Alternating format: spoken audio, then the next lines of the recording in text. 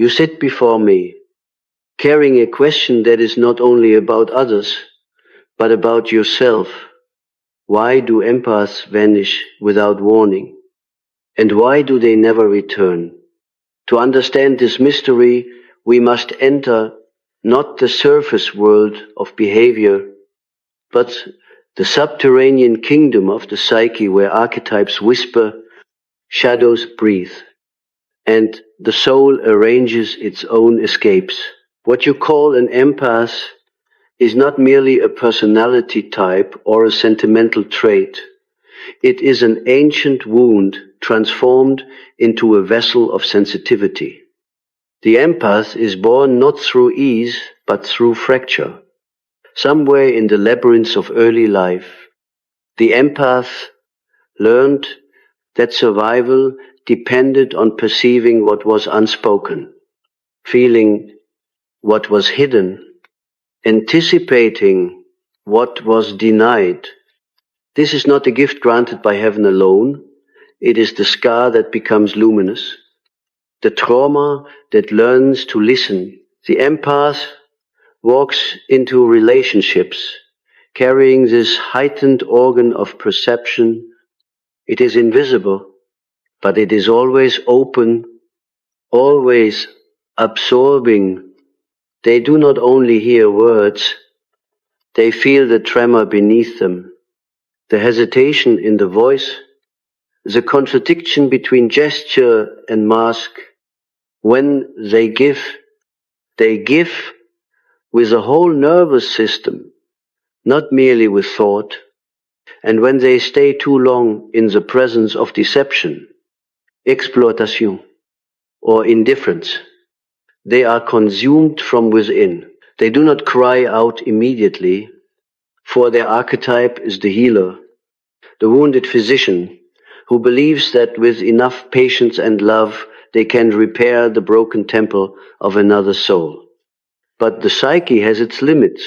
It is in dreams that the empath threshold first appears. They dream of drowning in houses where the ceilings leak, of carrying infants that never stop crying, of wandering through cities where every stranger demands a piece of their clothing.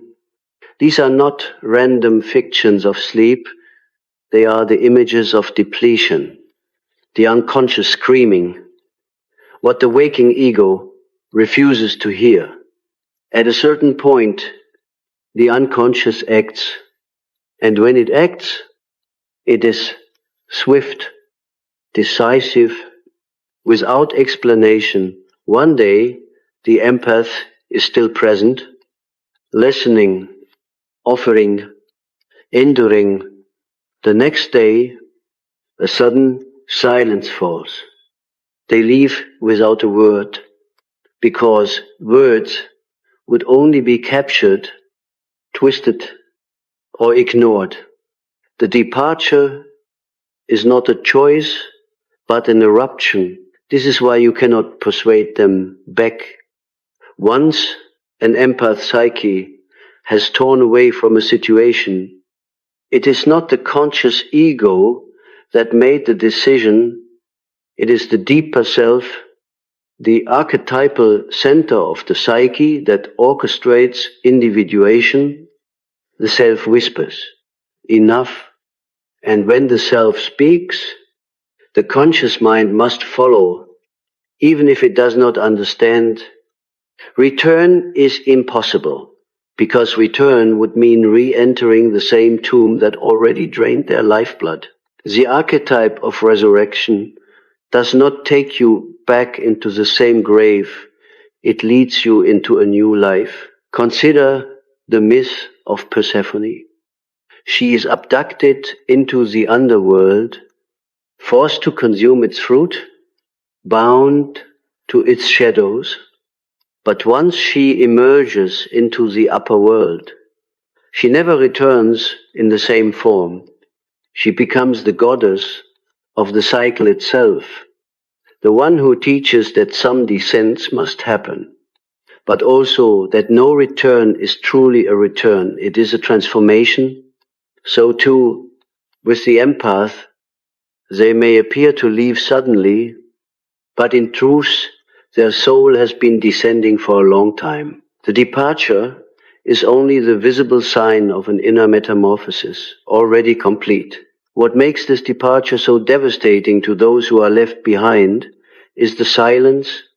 Silence is the language of the self when the ego refuses dialogue. The empath knows that if they try to explain, their words will be met with gaslight, denial, or manipulation. They have already lived inside the endless cycle of justification and apology. Their leaving without a word is not cruelty. It is an act of psychic survival. Imagine a bird trying to describe to the cage why it must fly. The cage does not understand flight. It only understands containment. The bird does not debate, it breaks free. Now, you may ask, why never return? Because to return would be to betray the wisdom of the self. When the soul commands a departure, it is not a rehearsal, it is a final act. The empath knows unconsciously that if they were to go back, they would be consumed to death. They are not running from responsibility, they are obeying a deeper law, the law of psychic conservation. Just as the body cannot pour blood endlessly without replenishment, the psyche cannot keep bleeding energy without collapse. And collapse is not individuation, it is annihilation. Yet, I must tell you, the empath's departure is also a message to those left behind. It is a mirror suddenly snatched away. Those who depended on the empath's endless availability must face the silence of their own shadow. Many cannot bear it. They interpret the departure as betrayal, abandonment, even cruelty. But in truth, the empath's withdrawal is the only way the other can be forced to confront their parasitic patterns. In this sense, the empath becomes an unwilling teacher of boundaries. By disappearing, they reveal the hunger that was being fed, the unconscious vampirism that was never confessed. This mystery of disappearance is not only interpersonal, but collective. We live in a culture that celebrates constant availability, constant giving, constant empathy. But archetypally, no figure can remain in the role of the sacrificial lamb forever. Christ is crucified once. He does not return again and again to the cross to satisfy the insatiable demands of the unconscious crowd. The empath's sudden vanishing is a microcosmic crucifixion, a moment where they refuse to be sacrificed anymore. They step into the archetype of the wanderer, the exile, the one who carries their sensitivity into a new destiny. Let us not romanticize this process. For the empath, leaving is not triumphant. It is often lonely, confusing, and filled with guilt. They wrestle with the inner voices that call them selfish, cold, or ungrateful. They fear being misunderstood, but this suffering is part of individuation. Every soul that seeks its wholeness must confront the guilt of disobeying the collective expectation. Individuation is always betrayal in the eyes of the tribe. And yet, to remain loyal to the tribe against the command of the self is to betray the soul itself. The dreams that follow after departure confirm this. No longer do they dream of drowning or crying infants. Instead, they dream of finding hidden rooms in their house, of discovering a forest they never knew existed, of meeting figures who hand them forgotten tools. The unconscious begins to replenish them with images of possibility. Their psyche is rebalancing, restoring energy that was previously consumed. The empath is not only leaving someone else, they are returning to themselves. And you, if you have ever been left by such a soul, must ask not, why did they leave me, but what part of me demanded their sacrifice? To learn from their departure is to encounter your own shadow, the unloved child within who demanded endless care, the tyrant within who consumed love without reciprocity. If you can face this mirror, then perhaps you too can individuate. The empath's departure may be the wound that forces you to begin your own descent, your own meeting with the self. I tell you this not to condemn, but to reveal. The departure of the empath is not the end of the story, it is the beginning of another. In every archetypal drama, disappearance is not finality, it is transformation. When the empath leaves without warning and never returns, it is not because they hate, but because they are compelled by love of the self. They vanish into the night, but the silence they leave behind is not empty. It is full of meaning, waiting for you to interpret, waiting for you to grow. When we speak of the empath leaving, it is important to realize that this departure is not merely a physical act, but a psychic rupture. It is as if an invisible thread that bound them to the other has been severed by forces greater than willpower. I have often said that the psyche is not governed by the conscious ego, but by deeper structures, by what I called the collective unconscious. Within this unconscious, the empath is bound to archetypes of sacrifice and redemption. They are the ones who unconsciously enact the myth of the healer, the saint, or even the scapegoat.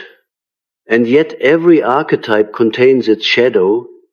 When the healer is not balanced, they become the martyr, endlessly bleeding, unable to live for themselves. This is why the leaving is sudden. The martyr does not gradually fade out. They are rescued by the unconscious through a radical act. It is the archetype reasserting balance, preventing psychic death. One day, the empath is held in chains by invisible loyalties, and the next, the chains have melted like wax under fire. To the outside world, it looks cold, cruel, even ruthless. But inside the empath, it is nothing less than salvation. They are pulled away not by choice but by destiny. You may notice that such people often vanish into solitude. They do not immediately leap into another relationship or entangle themselves in new obligations. They disappear into silence, into the hermit archetype. This solitude is necessary because it is the only place where they can hear their own voice again. For years, they have been attuned to others, like a harp resonating with every passing touch. Now, the strings must be retuned to the self. Solitude is not abandonment of humanity, it is the re-establishment of psychic boundaries. It is the alchemy of the soul in retreat, in their dreams. During this phase, empaths encounter forests, caves, oceans, vast landscapes that stretch beyond the limits of the city. These are images of the unconscious itself, the soul having been drained by the demands of others, finds nourishment in the wilderness of its own depths. The forest provides images of rootedness. The cave offers the womb of renewal. The ocean dissolves the false identity that was built from pleasing others. The psyche provides exactly the medicine that the conscious ego could not imagine. Why do they never return? Because the archetypal current that carries them forward does not flow backwards. Individuation is not a circle that loops back into the same cage. It is a spiral that carries the soul higher. Even if it seems to revisit old themes, when an empath departs, the person they once were is already gone. Even if they stand in front of the same people, they are no longer available in the same way. Their departure is an initiation. Once initiated, the initiate cannot go back to innocence. You may wonder, is there not forgiveness? Is there not reconciliation? Yes, forgiveness is possible, but forgiveness does not mean re-entry. The empath may forgive with a whole heart, but the archetype of martyrdom has been burned away. They no longer carry the same compulsion to heal, to save, to endure. Forgiveness is inner release, not external repetition. Do not confuse the two. When the empath forgives, it is not an invitation back into the old pattern. It is a blessing from afar, a closing of karmic cycles. Think of the phoenix.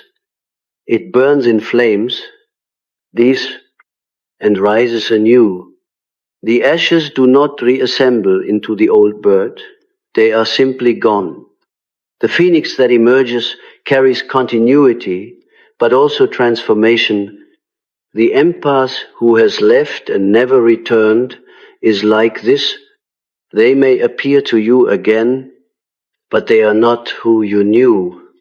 They are another version, born from fire, no longer bound to the past. To demand that they return to what was is to demand the impossible, to ask ashes to rise again in their old form. And yet, we must look deeper. The empath does not leave only because of external exploitation. They leave because the soul demands individuation. The people they walk away from are mirrors of their own shadow, mirrors that force them to confront how they betrayed themselves. The other may have consumed, demanded, wounded, but the empath's deeper truth is that they allowed it out of unconscious patterns of guilt, fear, or duty. The self finally forces them to break away not only from the other, but from their own shadowed complicity. That is why the departure feels so final. It is not just leaving a person. It is leaving an old identity. This is the deeper mystical law. When the self intervenes, the ego is powerless. The self does not negotiate. It compels. It is the archetype of God within the psyche, the totality of who you are destined to become. When it says enough, the empath cannot stay. The departure is obedience to the inner God image. Even when the conscious mind trembles, now what is left for those who have been abandoned by an empath? Pain, confusion, perhaps Rage. But within this lies a sacred opportunity. The sudden loss confronts you with your own dependence, with your own hunger for endless giving. Perhaps you were unconsciously consuming the empath's energy because you could not feed yourself. Perhaps you mistook their sacrifice for love, and now you must face the emptiness within. If you can endure this confrontation, if you can face your shadow without denial, then the empath's departure becomes a gift. The wound becomes a doorway into your own individuation. In myth, the healer does not stay forever. Hermes appears, delivers a message, and vanishes. Christ heals, and then withdraws into solitude. The shaman visits the tribe, but always returns to the wilderness. The empath, too, is such a figure. They are not meant to remain as permanent caretakers. They are messengers of the unconscious, showing you both the possibility of love and the danger of consuming it. When they vanish, it is the archetype fulfilling its role. To cling to them forever would be to refuse the lesson. So when you ask why empaths leave without warning, understand that the warning was always there in the silence, in the exhaustion, in the dreams that they themselves did not speak. And when you ask why they never return, understand that their soul has obeyed a greater law than human comfort. They have stepped into their individuation, and they will not trade it for familiarity. The only return is symbolic. They return to themselves, not to you, and yet there is still mystery. For sometimes, in the vast unfolding of time, you may meet again, but if you do not expect the same person. Expect a soul transfigured, one who carries new symbols, who has walked through forests of solitude, who has found the hidden rooms of the psyche. The bond may not be what it was, but it may still hold meaning. A different kind of connection, no longer parasitic, but equal, no longer compulsive, but free. This is the paradox. The empath leaves without warning, never returns as before. But through their departure, they awaken both themselves and those they leave behind. The departure is an ending, yes, but also a beginning, a seed planted in the darkness, and like all seeds, it will one day sprout in unexpected ways. When an empath departs, there is often a haunting stillness that follows. It is as though the psychic field itself has shifted, leaving behind an absence that is more powerful than presence. You must understand. Absence is never empty. It is filled with all the projections that once clung to the empath, now forced back upon the one who created them. The other begins to feel the hunger that was once silently fed, the need that was once disguised beneath their demands. This is why the empath's departure is so unsettling. It reveals what was hidden. We tend to believe that people leave only because of external conditions, arguments, betrayals, disappointments. But the empath leaves because of something far deeper. They leave because the unconscious, like a tide, has receded from the shore of the relationship. And when the tide withdraws, no force of will can call it back. The energy is gone. The archetype has moved on. The river has found another path. This is why words often fail in these situations. People ask for explanations, for closure, for a clear story they can hold on to. But the empath has none to give. They themselves may not fully understand why the departure was so sudden. They only know that to remain would have meant death by slow suffocation. It is not logic that carries them out the door, it is instinct, archetypal instinct, the ancient whisper of survival, encoded in the unconscious. The departure of the empath is closely related to the archetype of the exile. In mythology, exile is not only punishment, but initiation. Moses flees Egypt, not because he is fully conscious of his destiny, but because an act of violence drives him out in the wilderness. He encounters the burning bush, the image of the self, the voice of destiny. So too, the empath departs into their wilderness. Their exile is not accidental, it is a prelude to revelation. But exile is painful. Do not imagine the empath as joyfully walking away free of burdens. They carry with them grief, guilt, longing. The human heart is not as swift as the self. It takes time for the conscious ego to understand what the unconscious has already decreed. Dreams in this period often show them wandering alone, carrying heavy luggage, crossing barren landscapes. These are not signs of failure, but of transformation. The psyche is cleansing, stripping away the false identity that was bound to the old attachments.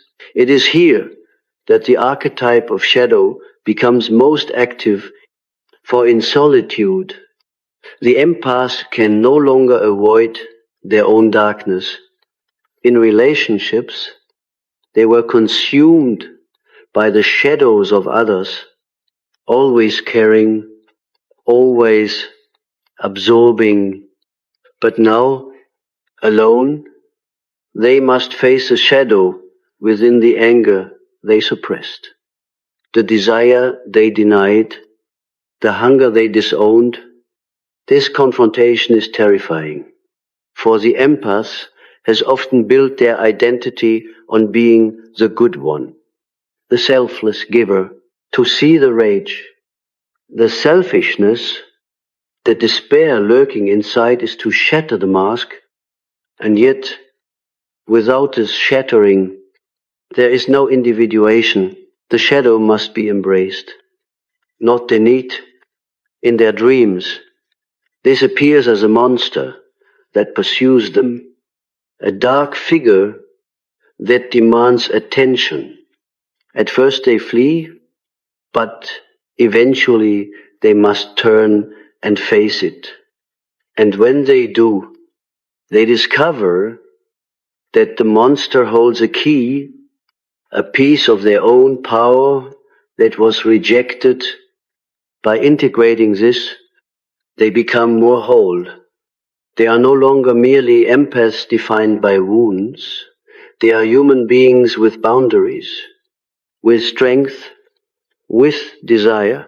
The empath who returns from shadow work is not the same. They are less easily manipulated, less easily drained. They have found the fire that belongs to them. Why then do they never return? Because once they have tasted this wholeness, they cannot step back into fragmentation. To return would be to betray their own growth, to amputate the very parts of themselves they have just reclaimed. Individuation always demands sacrifice, and The sacrifice here is the comfort of the old bond. The soul demands wholeness, and once glimpsed, wholeness cannot be forgotten. There is also the archetype of the wanderer. After exile and shadow confrontation, the empath often enters a period of wandering, not aimless, but seeking. They may change careers, relocate, pursue spiritual practices, or engage in creative work that was long suppressed. This wandering is the soul searching for its rightful vessel, the form in which its energy can flow without exploitation. The empath becomes less of a mirror for others and more of a flame for themselves. They are still sensitive, still attuned, but their sensitivity now serves creation rather than sacrifice. This transformation can be bewildering to those who knew them before. The person who once absorbed every wound now speaks of boundaries. The one who once endured silence now demands honesty. The one who once stayed no matter the cost now leaves without looking back to those who depended on their old role. It feels like betrayal, but it is not betrayal. It is rebirth.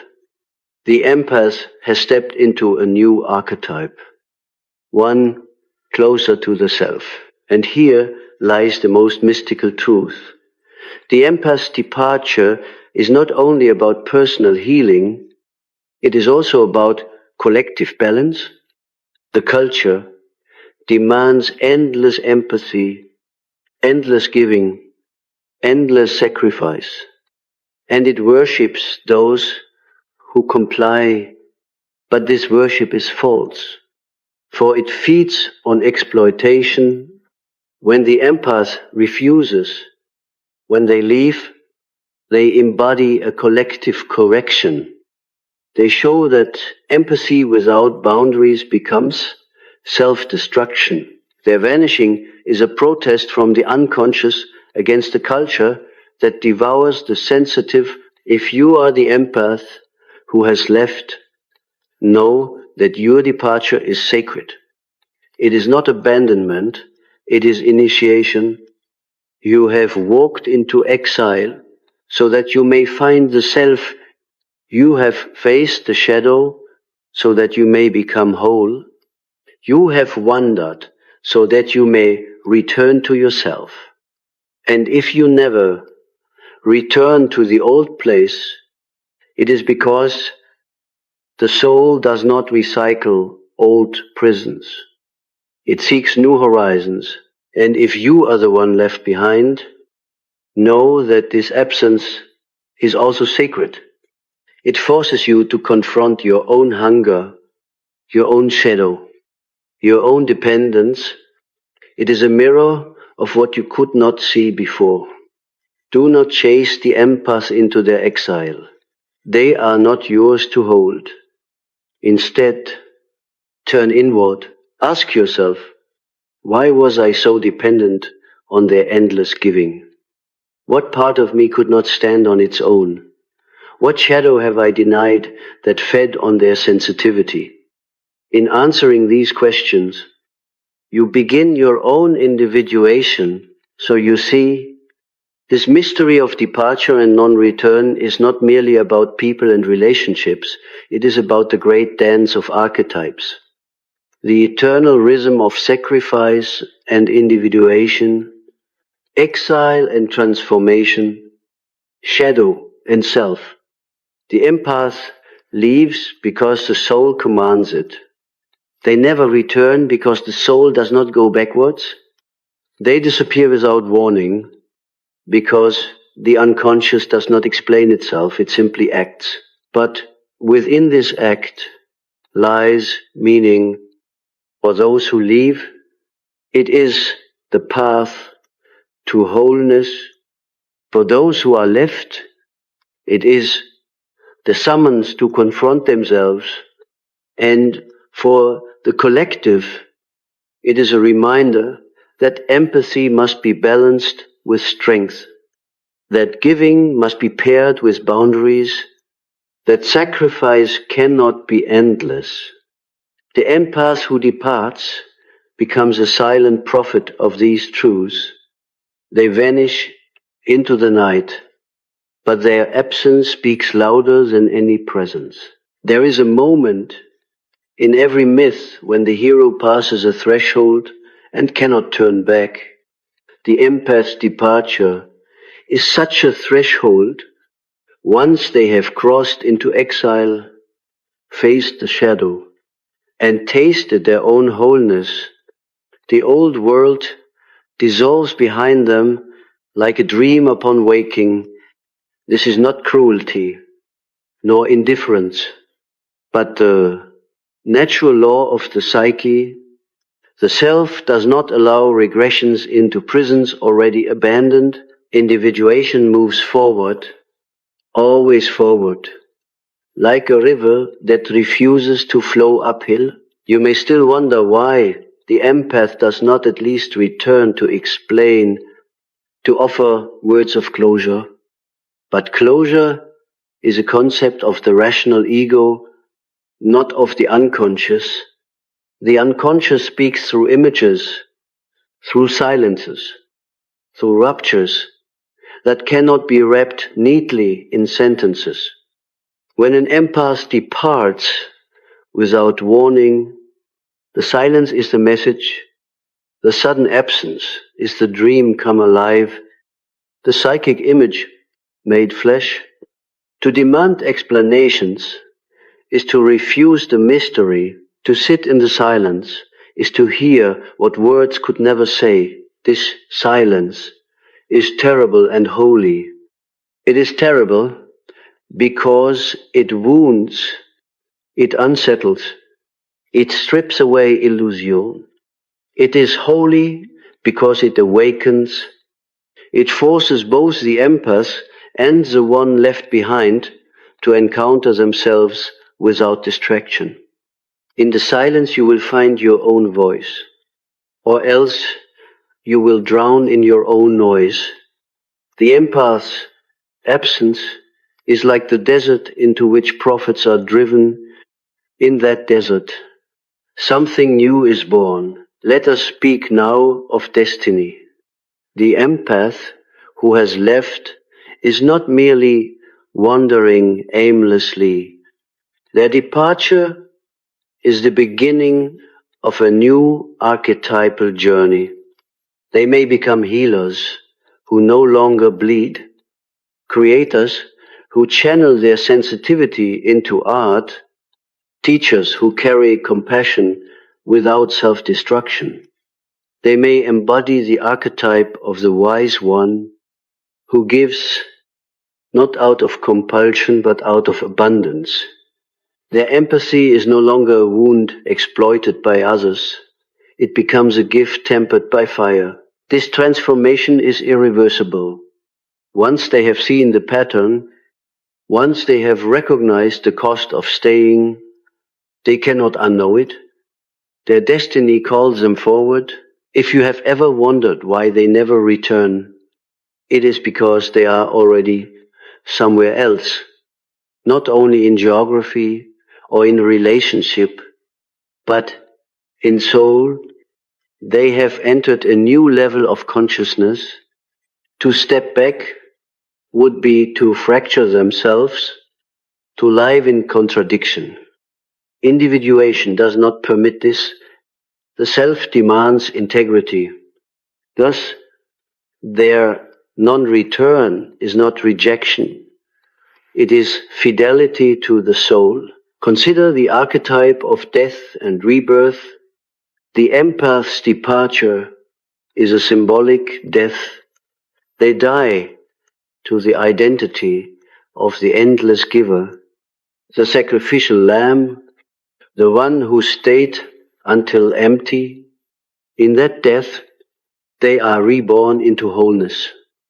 And as in physical death, One cannot return to the body once it has been shed. So in psychic death, one cannot return to the old life once it has been transcended. This is why reconciliation can only happen at a different level. Never within the same form. The silence left behind by their departure is also an invitation for those abandoned. It is an invitation to face themselves, to no longer rely on the empath as an external source of balance. It is an initiation into self-sufficiency, into confronting the shadow, into finding one's own wholeness.